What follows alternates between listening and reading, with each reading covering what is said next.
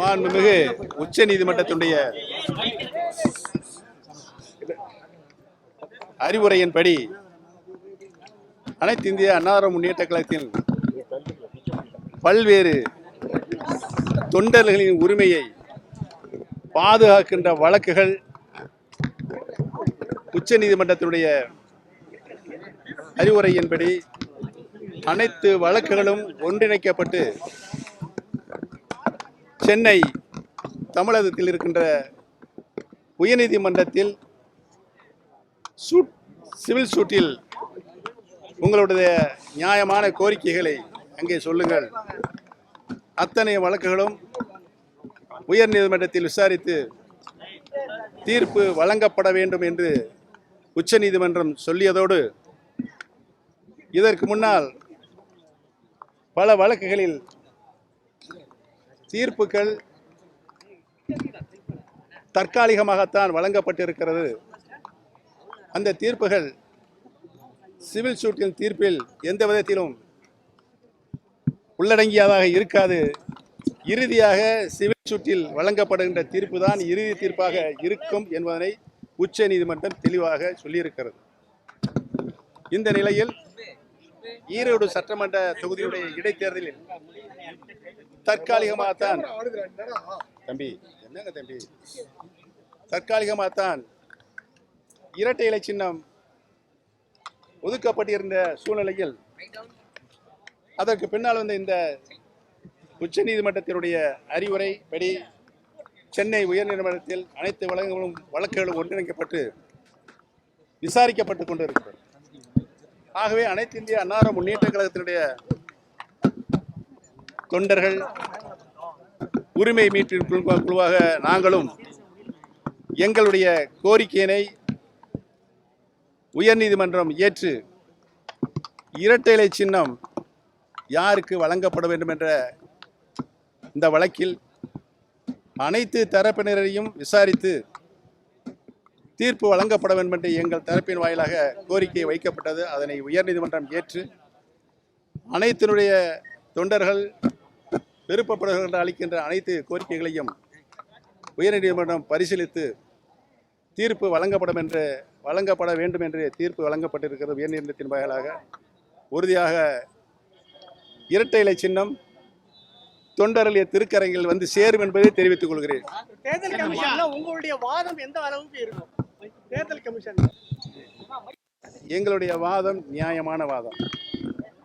அனைத்து இந்திய அண்ணா முன்னேற்ற கழகத்துடைய நிரந்தர பொதுச் செயலராக இதயம் டாக்டர் புரட்சி தலைவி அம்மா அவர்களை அனைத்து இந்திய அண்ணா முன்னேற்ற கழகத்தினுடைய தொண்டர்கள் ஒன்று கூடி பொதுக்குழு ஒன்று கூடி நாங்கள் அம்மா அவர்கள் இந்த இயக்கத்திற்கு ஆற்றிய பணி 30 ஆண்டு காலம் கழகத்தினுடைய பொதுச் செயலாளர், 18 ஆண்டு காலம் தமிழகத்தினுடைய முதலமைச்சர், இப்படி பல நிலைகளிலும் இன்று இயக்கத்திற்கு வந்த சோதனைகள் எல்லாம் சாதனைகளாக உருமாற்றி யாராலும் வெல்ல முடியாத இயக்கமாக தமிழகத்தில் இருக்கின்ற சட்டமன்ற தொகுதிகள் 234 தொகுதியிலும் இரட்டை இலை சின்னத்தை போட்டியிட செய்து வெற்றி பெற்று அதோடு மட்டுமல்லாமல் நாடாளுமன்றத்தில் 3ஆம் நிலையை தேசிய கட்சியினருக்கு இணையாக 3ஆம் நிலையை புரட்சி தலைவர் அம்மா அவர்கள் தங்களுடைய இன்னுயிரை தந்து இந்த இயக்கத்திற்கு பல வெற்றிகளை பெற்றுத் தந்தவர்கள் என்பதனை எல்லாம் நாங்கள் நினைவு கூர்ந்து கழகத்தினுடைய நிரந்தர பொதுச் செயலாளர் மாண்புமிகு இதயம் புரட்சி தலைவி அம்மா அவர்கள்தான் இருக்க வேண்டும் என்று நாங்கள் தீர்மானம் நிறைவேற்றினோம். அதனை இன்றைக்கு அங்கே கூடிய போலியான பொதுக்குழு ரத்து செய்திருக்கிறது. இவ்வளவு தியாகங்களையும் செய்த மாண்புமிகு அம்மா அவர்களுக்கு கழக பொதுக்குழு சூட்டிய அந்த அங்கீகாரத்தை உச்சபட்ச மரியாதையை ரத்து செய்திருக்கின்றன்னு சொன்னால் தமிழக மக்கள் அதை ஏற்றுக்கொள்ள தயாராக இல்லை என்பதுதான் கடந்த காலங்களில் நடைபெற்ற அத்தனை தேர்தலிலும் அவர்கள் தோல்வியை கண்டிருக்கிறார்கள் என்பதுதான் உண்மை.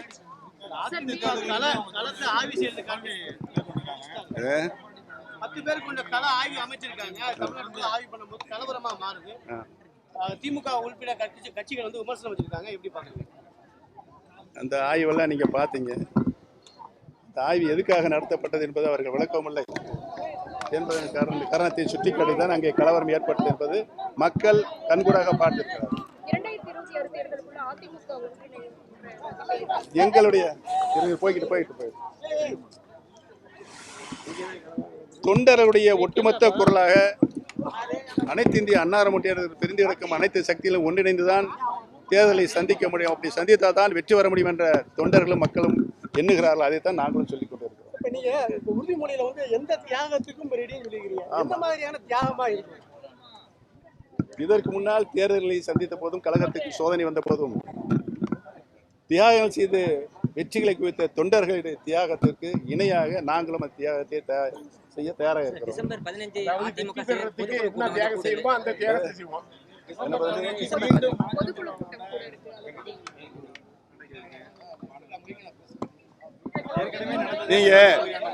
நீங்களே அதாவது ஒரு சர்வாதிகாரத்தின்படி எந்த அளவுக்கு இயக்கத்தை நடத்த முடியும் என்பதுதான் கடந்த காலங்கள் நடந்த பொதுக்குழு.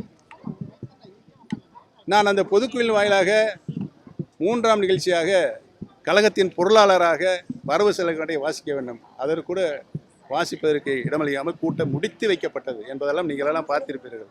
அதையெல்லாம் நீங்கள் நன்றாகவே பத்திரிகையில் எழுதுங்கள். அதுதான் ஜனநாயகத்தை காப்பாற்ற முடியும். தியாகத்தின் உறுதுணாக நீங்கள் பத்திரிகை மற்றும் தொலைக்காட்சி நிறுவனங்கள் விளங்கி கொண்டிருக்கிறது. அந்த பணியை நீங்கள் செய்ய வேண்டும் என்பதுதான் எங்களுடைய தீராத அவாவாக இருக்கிறது.